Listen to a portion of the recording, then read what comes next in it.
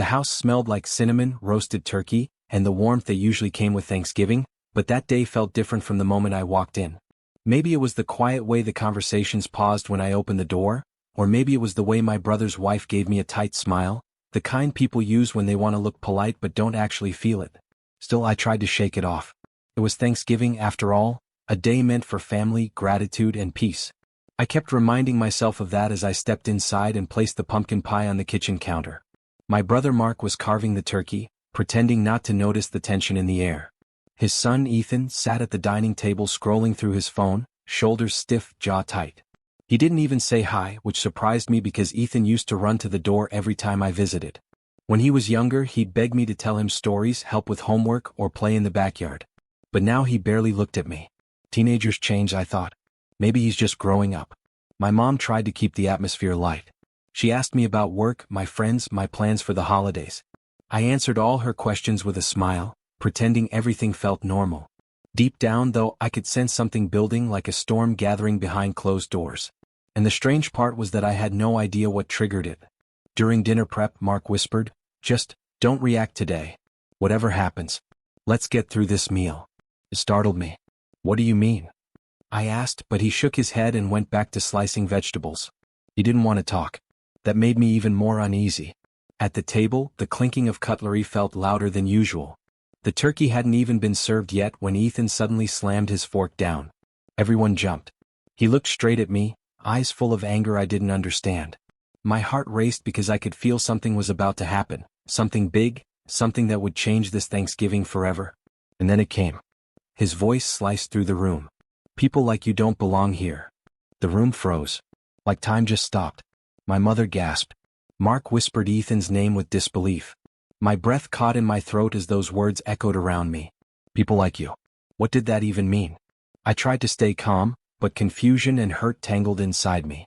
I opened my mouth to ask him why he would say something so harsh, but before I could speak, Ethan pushed his chair back and stormed out of the dining room.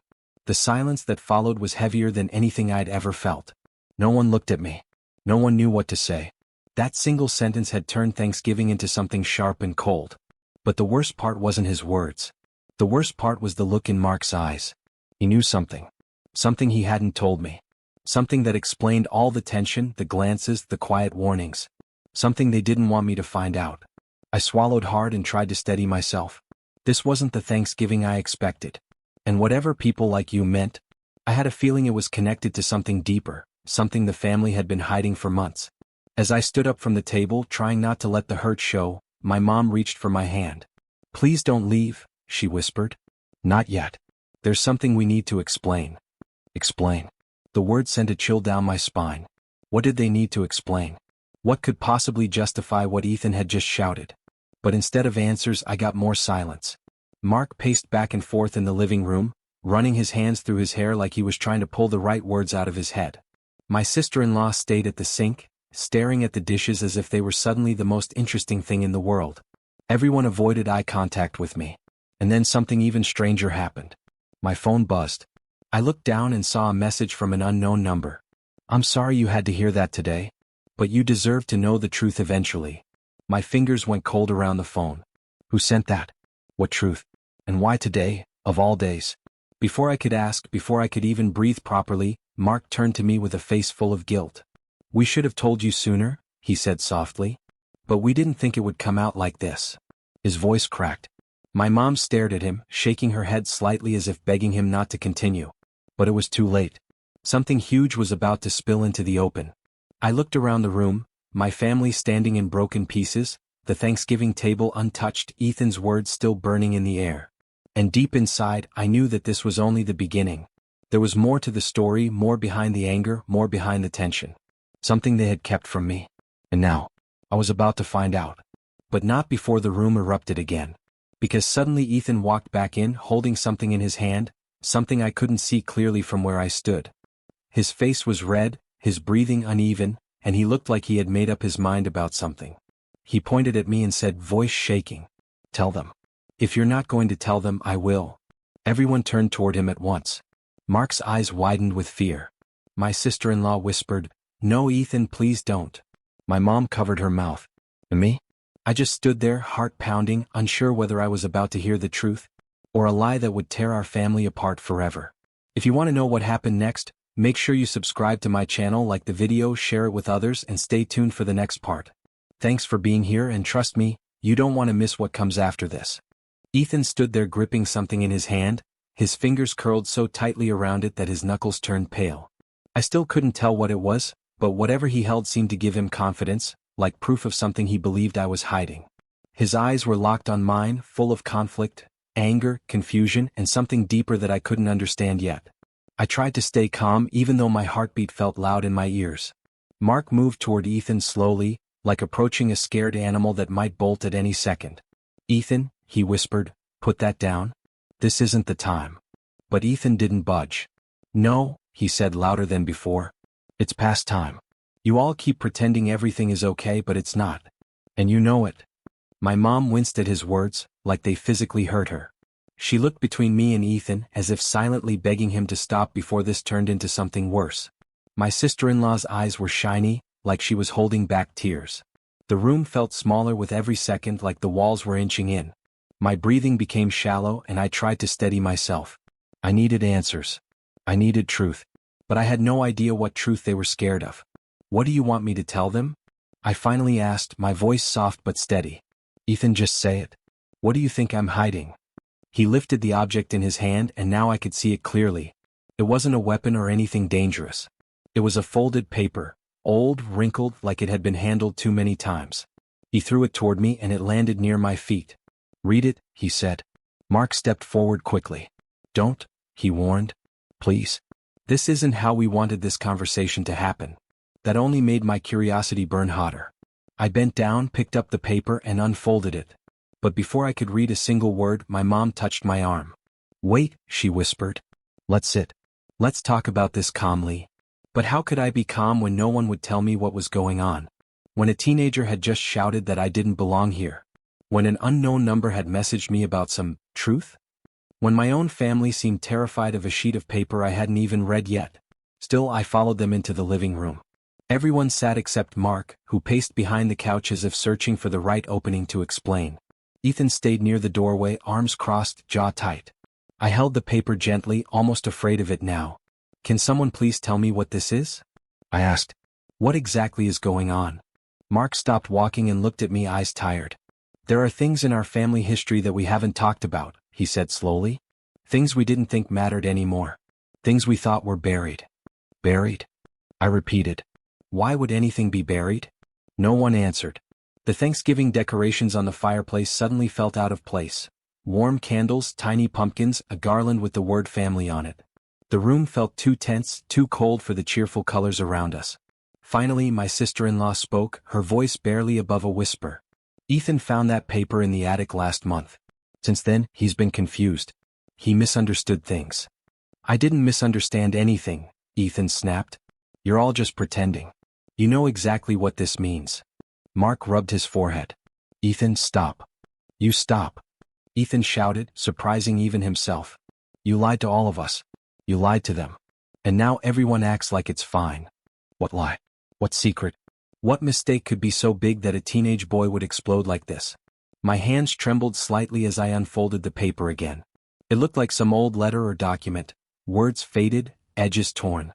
But before I could read it, my phone buzzed again. Another message from the same unknown number. "Don't let them twist the story. Ask about the night everything changed." The night everything changed? A wave of confusion washed over me. I glanced around the room, but no one else seemed to hear the faint buzz of my phone. I slipped the device into my pocket, deciding not to mention the messages yet. One mystery at a time. I looked up and said, "Okay. Enough. Can someone explain what this paper means before I actually read it?" My mom sighed, the kind of sigh that comes from carrying heavy things for too long. "Sweetheart, families are complicated. And sometimes adults make choices they aren't proud of." Ethan scoffed. "Choices? That's your excuse."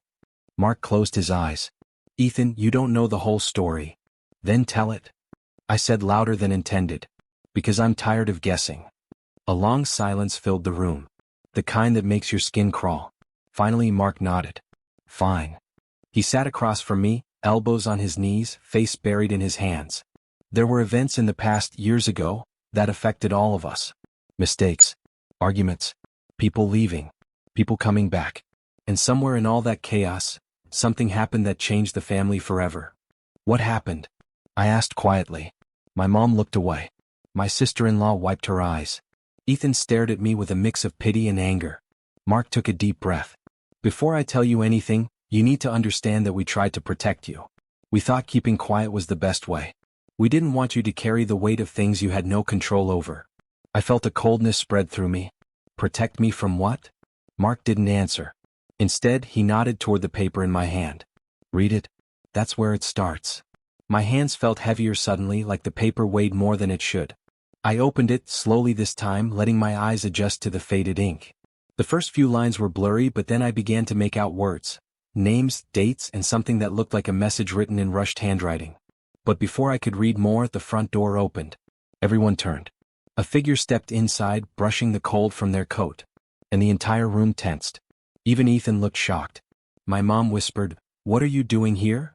The person looked at me, just me. "I heard what happened," they said softly. "And I think it's time you know the truth from me, not them." My throat tightened. Because I recognized the voice. And I hadn't seen this person in years. Not since everything fell apart.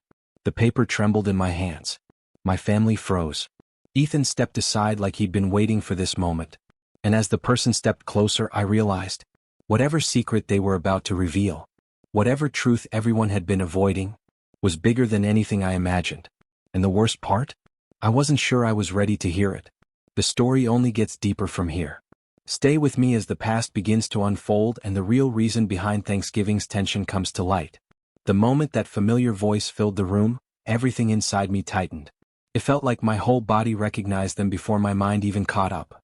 I hadn't seen this person in years, yet there they were, standing in the doorway of my brother's house on Thanksgiving, the very place where everything had already gone wrong. No one moved. No one spoke. Even the air felt frozen. They stepped inside slowly, closing the door behind them. Their eyes never left mine, and for a second I felt transported back in time, back to the last night I'd seen them, the night everything went silent between us. Behind me, Mark let out a shaky breath. My mom pressed her fingers to her lips as if trying to keep herself from saying something. My sister-in-law stared at the floor, like she already knew this moment was coming. And Ethan, he didn't look surprised at all. He almost looked relieved, as if this was exactly what he had been waiting for. I didn't know whether to feel angry, scared, or hopeful. Maybe a little of everything. "Why are you here?" I managed to ask, my voice softer than I intended. They sighed, almost gently. "Because you deserve to hear what really happened. Not pieces. Not half-stories. The truth." My fingers tightened around the old paper, the one Ethan had thrown at me. It suddenly felt heavier now that this person, someone tied to that painful part of our past, was here. "I thought you weren't coming back," I said, trying to keep my voice steady. "You disappeared." Their eyes softened. "I know, and I'm sorry." But disappearing didn't fix anything. It only made everything worse. Before I could answer, Mark stepped forward. "This isn't your place," he snapped, though his voice shook. "You shouldn't have come." The person turned to him calmly. "You had your chance to explain it to them. You didn't." Mark's jaw tightened, guilt flickering in his eyes. "It wasn't my story to tell." "Maybe not," the person replied, "but the consequences affected all of us." The weight of their words hung in the air like smoke. My stomach tightened with questions, each one heavier than the last. The tension in the room felt close to breaking, but still, no one explained anything. Not what the paper meant, not what the message on my phone meant, not why Ethan had shouted at me, and definitely not why this person had returned today of all days. I forced myself to breathe evenly. "Can someone please start from the beginning? Because right now I feel like I walked into a movie halfway through." No one answered immediately. The crackling sound from the fireplace was the only noise in the room. Finally, the visitor motioned toward the couch. "Let's sit." But I didn't sit. I couldn't. Not until I knew what was going on. "I want the truth," I said. "All of it. No more avoiding." Ethan shifted, his arms uncrossing slightly. "Then read the paper," he muttered. "You'll understand." But I didn't look down at it yet. I looked at him instead, this boy who used to beg me to play catch in the yard, who used to draw me little pictures and tape them to the fridge. Now he couldn't even look me in the eye without anger twisting inside him. "Ethan," I said gently, "why did you say I don't belong here?" For the first time he hesitated. His mouth opened then closed again. He wasn't as confident as before. His voice dropped to a whisper when he finally answered. Because that's what Dad said. Not recently, but before. My heart jolted. Mark's head snapped toward him. I never said. You did, Ethan interrupted firmly. You said things would be simpler if they weren't involved anymore. You said things were too messy because of them. Mark looked like he'd been punched. Ethan, that's not what I meant. I was frustrated. I said something stupid. But you said it, Ethan shot back. My chest felt tight. I didn't know what hurt more. The fact that Mark had apparently said I complicated things, or the fact that Ethan had carried that with him long enough for it to explode like this. The visitor watched all of this quietly, eyes flicking between us as though waiting for the right moment to speak. I finally forced myself to look down at the paper in my hand. The faded handwriting seemed to tremble under my fingers. The first line was a date, one that meant nothing to me at first. But then, something clicked. I remembered that week. Something strange had happened back then, something the adults brushed off as family business. The next line caught my eye. This isn't what we planned, but it's what must be done. A shiver ran through me. I looked up at the visitor. Did you write this? They shook their heads softly. No. Then who did? Someone who didn't want you to know certain things, they replied. Someone who thought protecting you meant hiding the truth. My eyes moved toward Mark automatically, but he looked away. My stomach twisted. What truth? I asked. Silence again. The kind that feels like it stretches for hours. Finally, the visitor stepped closer. Before I explain anything, I need to know if you're ready to hear it. Because once I tell you, you can't unhear it. And everything you believe about this family might shift. My pulse hammered. I don't want to be protected anymore, I said quietly. I want to understand. My mom whispered, please, maybe not tonight. But Ethan cut her off. They deserve to know. We all do. The visitor nodded. All right. They reached into their coat pocket and pulled out a small envelope, yellowed at the edges, sealed with tape instead of glue. My breath caught when they placed it on the table between us. This, they said, is the other half of the truth. The part they didn't tell you. My fingers tingled with nervous heat. I didn't touch the envelope yet. Just tell me, I whispered. What happened that night? The visitor opened their mouth to speak, and then the doorbell rang. Everyone jumped. My sister-in-law gasped softly. Mark froze mid-breath. Ethan's face went pale. The visitor turned toward the door with a slow, knowing expression. My heartbeat pounded against my ribs as the bell rang again, louder this time. I looked around the room. Something was happening. Something bigger than all of us. And deep down, I knew. Whoever was at that door was tied to everything.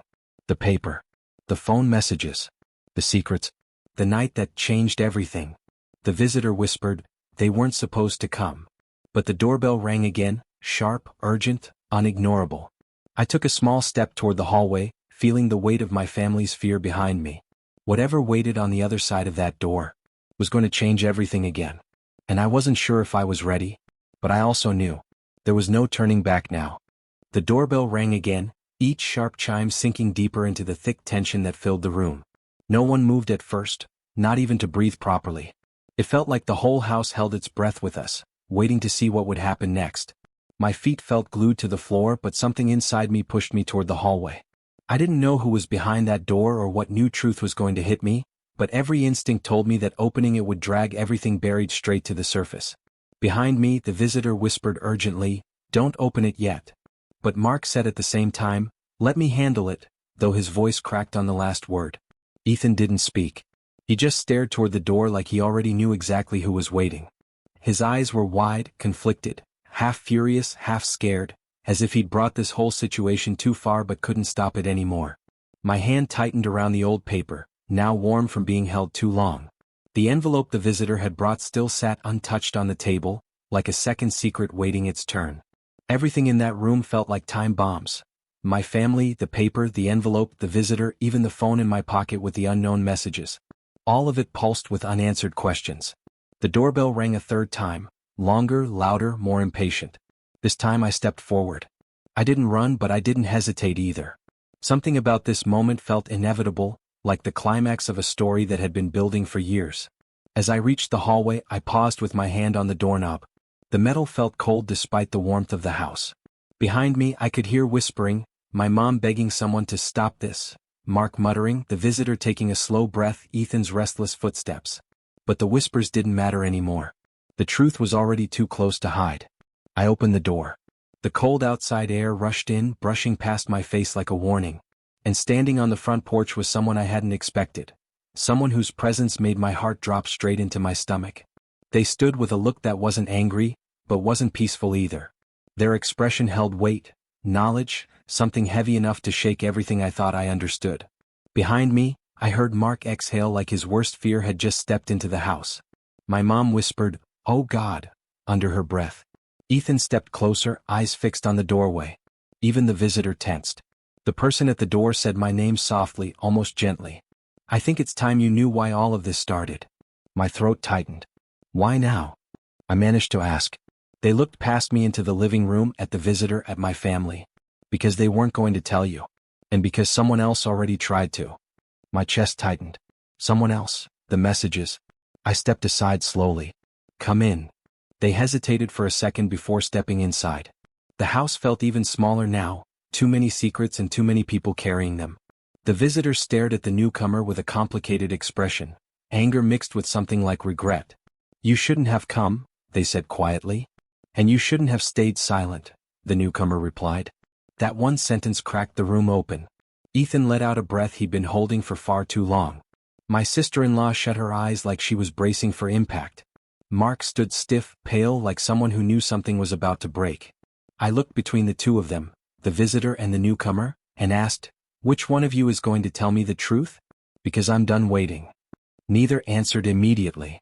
They exchanged a tense look, one filled with years of unsaid words.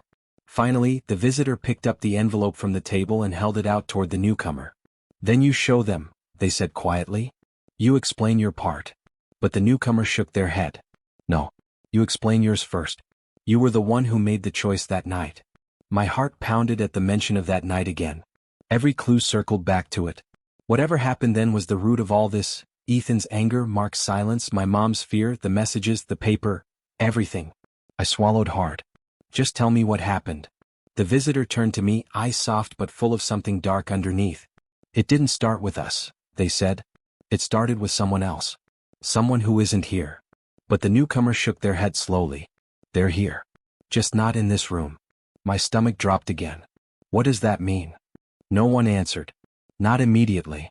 Instead, the visitor gestured toward the old paper still in my hand. "That letter was written after everything went wrong. It was meant to warn us. Or maybe to push us." "Push you into what?" I asked. The visitor hesitated. The newcomer stepped forward instead. "Into choosing sides." My breath caught. "Sides? In what?" The newcomer didn't respond with words. Instead, they pointed toward the envelope on the table. "Open it. Everything leads back to what's inside there." My fingers trembled slightly as I reached for the envelope. It felt even older than it looked, as if it had been through too much, carried too far, held by too many hands. But before I could peel the tape, Mark grabbed my wrist gently. "Not yet," he said, voice low with fear. "If you open that now, everything changes. And once you know it, there's no going back." I pulled my hand away. "It's already too late for that." Ethan stepped closer. "Just let them read it," he said to Mark, his voice stronger now, more determined. "You've all been hiding this for years. I'm tired of pretending." Mark closed his eyes like the weight of all those years finally caught up with him. I looked around the room at the faces I grew up with, faces that now looked like strangers carrying shadows I never knew existed. My heart thudded louder as I held the envelope. Every instinct told me the truth inside was something explosive, something painful, something that would shift the ground under my feet. I started to lift the flap, and the lights flickered.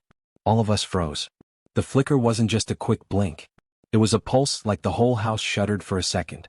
My mom gasped softly. "Not again? Not again?" What did that mean? Before I could ask, my phone buzzed sharply in my pocket. A new message from the same unknown number. "Do not open it until you know who else was involved. They're closer than you think." I stared at the screen, my pulse racing. Who else? Involved in what? And why warn me now? The visitor stepped closer. "What does it say?" I didn't answer. Not because I didn't want to, because I didn't know if I should. The newcomer noticed everything. "You're getting messages, aren't you?" I didn't speak. But that silent moment was enough. Mark swore under his breath. My mom covered her mouth. Ethan whispered, I knew it. The visitor said quietly, then we're out of time. My heart hammered. Out of time for what? The visitor and newcomer exchanged one final look, full of history, anger, dread. Then the newcomer said, because the person sending those messages, they were there that night too. The room spun for a moment. Someone else. Someone watching. Someone who knew everything. And before I could ask who, before I could open the envelope, before I could make sense of any of it, 3 hard knocks rattled the door behind us. Not a doorbell. Not polite. Not hesitant. 3 loud, deliberate knocks. Everyone in the room froze again. And this time the fear was real. Something was coming. Something none of them were ready to face. And all the secrets, all the lies, all the missing pieces were about to collide in a way no one could stop. The 3 heavy knocks shook the door so hard that even the picture frames on the wall rattled. This wasn't like the doorbell from before. This was direct, forceful, and filled with intention. Whoever was outside wasn't just visiting. They were demanding to be let in. Everyone froze again, but this time the fear in the room was sharper. Real. Almost visible. My chest tightened as I looked around. No one moved to open the door. No one even stepped forward. The visitor and the newcomer exchanged a look that made the hair on the back of my neck rise. It was the kind of look that said, it wasn't supposed to happen like this. Ethan took a shaky step backward, almost hiding himself behind the arm of the couch. My mom sank onto the nearest chair, clutching her hands so tightly together that her knuckles turned white. Mark walked toward the door, then stopped halfway like his legs refused to go any closer. The knocking came again, 3 more strikes, louder this time as if the person outside knew we were hesitating. I swallowed hard. Who is that? No one answered. Not even a whisper. The newcomer finally stepped toward me and spoke low. You need to stay back. Don't go near the door. My pulse sped up. What? Who's out there? They hesitated, choosing their words like each one could break something. Someone connected to that night. Someone who didn't want any of us talking about it. A cold wave slid down my spine. So they know we're talking now? The visitor nodded slowly. Yes. And if they came here, it means they think the truth is close enough to escaping. The knocking stopped suddenly. The silence that followed was even worse. My breath grew shallow as I slid the envelope into my pocket. I didn't know why I did it, but instinct told me to hide it. Something deep inside whispered that the envelope was the key to everything, and the wrong person seeing it could change the entire story. The visitor noticed but didn't say anything. We all listened, waiting for another knock. But none came. Instead we heard footsteps, slow, steady, moving along the porch. Each step made my stomach twist tighter. The footsteps paused near the side window, the one half hidden behind the curtains. A shadow crossed the glass. My sister-in-law gasped quietly and covered her mouth. Ethan grabbed her hand. Mark clenched his fists, ready to protect us, but there was fear in his eyes too, fear of the past catching up. The visitor tiptoed toward the window, just enough to peek through a crack in the curtain. Their eyes widened, then they stepped back quickly. It's them, they whispered. I never thought they'd show up. The newcomer swore under their breath. If they're here, they must have found out you brought the envelope. I felt my heart drop. So they came, because of me? The newcomer shook their head. Not because of you. Because the truth is moving again. And they want to control it. The footsteps moved toward the door again. Another knock, this time softer, more deliberate. A voice came through the wood, muffled but clear enough to make everyone stiffen. Let me in. We all need to talk. I didn't recognize the voice, but the reaction in the room told me they did. My mom trembled. You can't be here, she whispered, even though the person outside couldn't hear her. Not after everything. Who is it? I whispered, too scared to raise my voice. Mark closed his eyes, inhaled deeply, then opened them again with the heaviness of a man preparing for a storm. Someone who should have stayed gone, he said quietly. The visitor added, someone who didn't want you to exist in this story at all. My blood ran cold. What do you mean exist? The visitor didn't elaborate. The newcomer didn't either. Another soft knock. More patient this time. As if the person outside knew they were already inside our heads. Open the door, the voice said again. Or I'll open it myself. Ethan shot a frightened look at Mark. Dad, they can't come in. Mark didn't move. I know. The visitor finally turned to me with urgency. Listen. This is where everything changes. Whoever is out there, they're not here to confess. They're here to twist things again. To protect themselves. My voice cracked. Protect themselves from what? From the truth of what they did, the newcomer replied. They don't want you to learn your part in that night. My heart pounded painfully. My part? I wasn't even there. The visitor and newcomer exchanged another tense look. This one was worse. You were, the visitor said softly. You just don't remember. Everything inside me went still. A chill swept through me so suddenly it made my hands shake. What do you mean I was there? I whispered. But before anyone could answer, the door handle rattled. Art. Twice. Mark ran toward the door, bracing his weight against it. Don't, he shouted. Don't you dare open this door. The voice from outside replied calmly, almost eerily. It's too late, Mark. They've already found out enough. Now it's my turn. The visitor stepped back, pulling me with them. Get away from the door. Now. But I couldn't move. My legs felt locked to the floor. My mind spiraled with their words. You were there. You just don't remember. The door handle rattled again, this time more violently. The newcomer grabbed my shoulder, steadying me. This is the second twist, the part no one expected. You weren't supposed to face them today. None of us were. The shadow outside grew larger through the window. The pressure on the handle increased. Mark yelled for everyone to go to the back of the house, but no one listened. We couldn't take our eyes off the door. The visitor whispered, They know. They know the envelope is here. And they're not leaving without it. The knocking was gone. The rattling stopped. And then, a key slid into the lock. My breath caught. My heart slammed against my ribs. The door began to open. Slowly, silently. As everyone in the room braced for the moment everything would finally break. And right before the door swung wide, the newcomer whispered one sentence that shattered me completely. You weren't just there that night. The choice everyone regrets was made because of you. The door creaked open.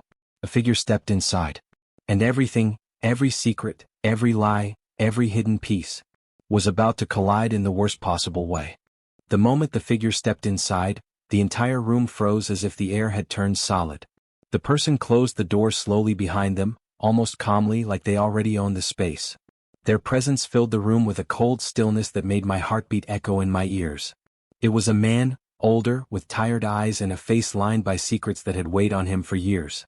He didn't look dangerous in the physical sense, but there was something unsettling in the way he studied each of us, as if he already knew how this moment would unfold. Mark stepped forward immediately, blocking him from coming any closer. You shouldn't have come here, he said through clenched teeth. The man tilted his head slightly. And yet, here I am. My mom stood up slowly, her hands trembling at her sides. You promised, she whispered. You said that night would never be brought up again. The man's gaze shifted to her, and in that moment, something heavy passed between them, something I'd never seen before. It wasn't anger. It wasn't fear. It was guilt. Deep old guilt. I kept my promise, the man said quietly. For years I kept it. But when your child started digging, when they got that envelope, the truth was already on its way out. I stepped forward despite the newcomer trying to hold me back. What truth? What happened that night? And why does everyone keep saying I was there? The man looked at me for a long time, searching my face as if trying to match it with a memory. Then he sighed. Because you were there. You were the reason we were all there. Everything that happened to protect you. My stomach twisted. Protect me from what? He glanced at my mom, giving her a chance to answer. But she looked away, her eyes filling with tears. So he continued. That night wasn't an accident. It wasn't random. Someone was coming after your family. And when they couldn't get to your parents, they tried to get to you instead. The room fell completely silent. Even the visitor and the newcomer lowered their gaze. I felt like the ground under me had cracked open. Why would anyone come after me? I was a kid. Exactly, the man said softly. That made you the easiest target. Your parents trusted the wrong people. They didn't know someone close to them had made dangerous promises to the wrong crowd. And when things fell apart, someone decided to send a message. The visitor stepped forward. We were there to stop them.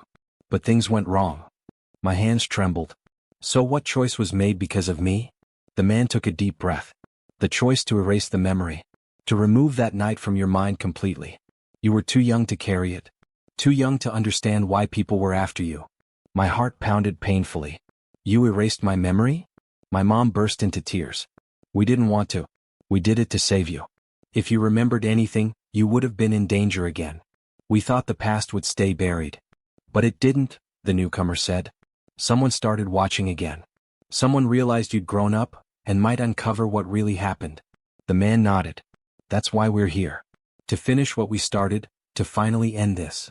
Before anyone could respond, he reached into his coat. Everyone tensed. But he pulled out a second envelope. He set it gently on the table. This, he said, is the full truth. Everything your family tried to protect you from. Everything they didn't want you to find. The real reason you were targeted. I looked at the envelope, my breath shallow. Tell me, I whispered. But instead the man shook his head. No. You need to read it for yourself. It's your story. The tension slowly left the room as he stepped back, as if the weight of years had finally lifted off his shoulders. Mark asked the question we were all thinking. So it's over? No one's coming after us anymore? The man nodded. It's over. I made sure of it before I came here. A wave of relief spread through the room. For the first time since the door had opened, everyone exhaled. But before anyone could process everything, before the emotions settled or the questions started, the visitor cleared their throat. There's something you all need to know, they said quietly. A part no one has mentioned yet.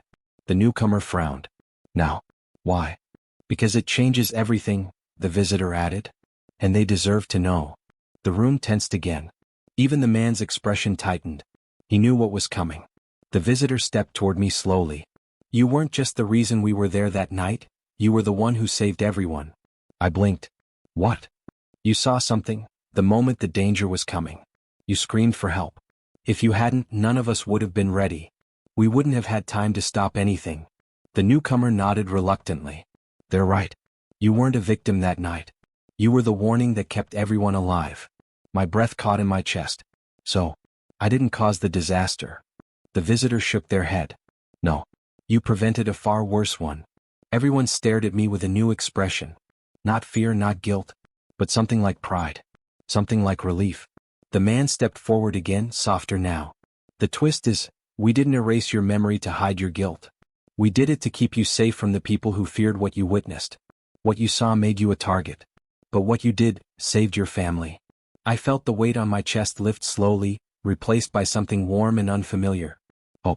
I looked at the envelope on the table. The truth was finally here. The danger was finally over. And the story that haunted everyone had finally revealed its ending. But just as I reached for the envelope, a faint tapping came at the back window. Soft, rhythmic, almost polite.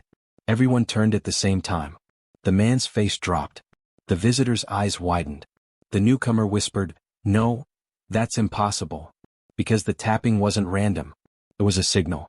A signal from the very people we thought were gone. And as the tapping grew louder, I realized something chilling. The story wasn't over after all. The tapping at the window grew louder, and for a moment no one in the room even breathed.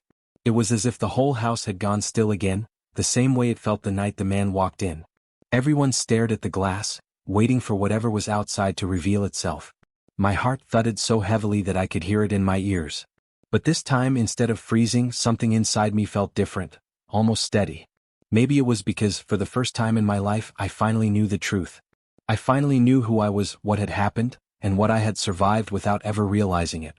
The man stepped toward the window first, moving slowly, not with fear but with caution. He lifted his hand and gently pulled the curtain aside. All of us leaned forward, bracing ourselves for the worst.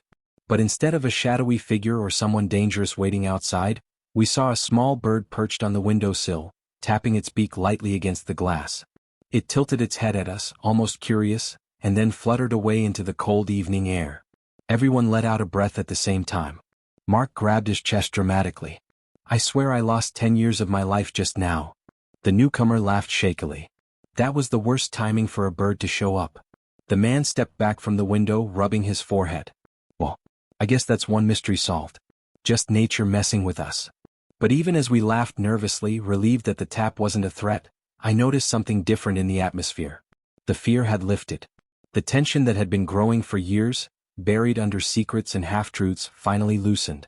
Everyone looked at one another with something close to peace, even if exhaustion still hovered in the room. I turned back toward the table. Toward the envelope. Toward the truth. The man nodded gently, almost giving me permission. You can open it now. Whatever comes after this, you face it with understanding, not confusion. My mom wiped her eyes and moved closer. We're with you, she whispered. We always have been, even when we made mistakes. I took a deep breath and opened the envelope carefully. Inside were a few old photographs, documents, and a handwritten letter. The paper felt fragile, like it carried years of stories waiting to be released. The first picture was of me as a child, sitting on my dad's shoulders at a park. I wore a red jacket, and my dad had a protective arm on both sides, smiling as if the world was simple and safe. Seeing his face again after everything I'd learned sent a wave of emotion through me. I pressed my fingers lightly against the photo, wishing I could step into that moment and understand the kind of love he was protecting me with. The next photo was more serious. My parents with the man who had just arrived tonight. They were standing outside a building, looking tense but united. I recognized the background from the stories I'd overheard as a kid about their important work. Now I understood that those stories weren't exaggerated. They had truly been involved in something heavy, something that eventually put all of us in danger. The letter explained everything. How my parents unknowingly got involved with a powerful group through a friend they trusted. How that friend betrayed them. How threats were made. How that dangerous night unfolded. And how the choice to erase my memory was the only way to keep me safe. Reading the truth didn't make me angry, surprisingly. Instead, it made me feel anchored. For the first time, all the pieces of my life, the strange gaps, the unexplained tension in my family, the quiet looks between adults whenever the past was mentioned, finally made sense. When I finished reading, the room was quiet. They had all been watching me, waiting for my reaction. My mom stepped forward, her hands twisting together nervously. "Are you okay?" she asked softly. I nodded slowly. "Yeah, I think I am." And it was true. Knowing the truth didn't break me. It grounded me. Mark walked over and placed a hand on my shoulder. "You're stronger than you think," he said. "Stronger than all of us, maybe." The visitor added, "You were the reason we survived then, and you're the reason we're all standing here now with the truth out in the open." The man folded his arms. "Now the past is closed. The people who caused all this, they're gone or they don't matter anymore. You're safe." The newcomer smiled. "You get to start over, this time with all the pieces." We all sat down together, almost instinctively forming a circle. For the first time the room felt warm again, like family. Even those who weren't blood somehow felt like part of the story now. The heaviness that had been sitting on everyone's shoulders finally eased. As the evening continued, we talked, really talked. I asked questions I'd been afraid to ask my whole life, and they answered honestly. My mom told stories about my childhood that I never knew. The newcomer shared the moment they realized I was the one who saved us that night. The visitor explained how they'd been keeping an eye on me from afar, making sure the past never resurfaced. And the man told me that I was never meant to carry the guilt because it was never mine.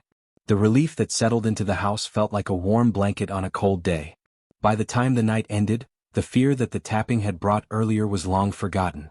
Instead there was calm. Real calm. The kind that comes only when secrets are gone and the truth finally breathes in the open. As everyone prepared to leave, the man paused at the door. "Remember," he said after a long moment, "the past explains who we were, but it doesn't decide who we become." My mom hugged me tightly. "You're free now," she whispered. "Free to build your own story." And for the first time I truly believed her. When the door closed behind them and the house grew quiet again, I stood there holding the envelope. It didn't feel heavy anymore. It felt like closure. I walked to the window where the bird had tapped earlier and looked out into the evening sky. The world felt new in a way I hadn't expected. Not because everything was perfect, but because everything finally made sense. The story that had been hidden from me for years now had a full ending. Not a dramatic one. Not a dangerous one. But a human one, filled with fear, mistakes, love, sacrifice, and forgiveness. And in that ending, I found something I never had before. If you enjoyed this journey and want more human stories like this, please subscribe to my channel, like, share, and thank you so much for being part of this story.